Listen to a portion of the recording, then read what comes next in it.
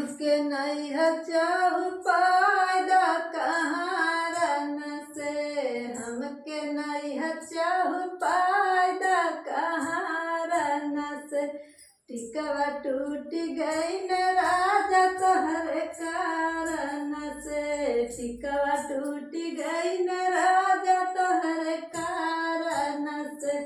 सोने की थाली में जेवना बनावली, सोने की थाली में जेवना बनावली। जेवना न जेव सैया अपने चालन से, हमके नहीं हच पैदा कहारन से, हमके नहीं हच पैदा कहारन से।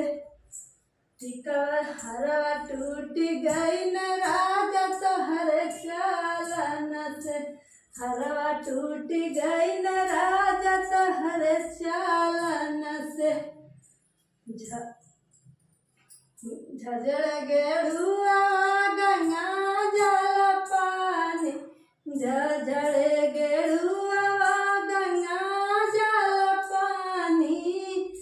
गिलसन पिया सैया अपने चालन से, गिलसन पिया सैया अपने चालन से।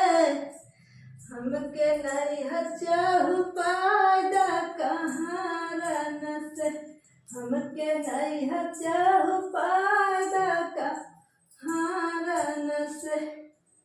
नथिया टूट गई नी राजा तोहरे कारण से, नथिया टूट गई नी राजा तोहरे कारण से।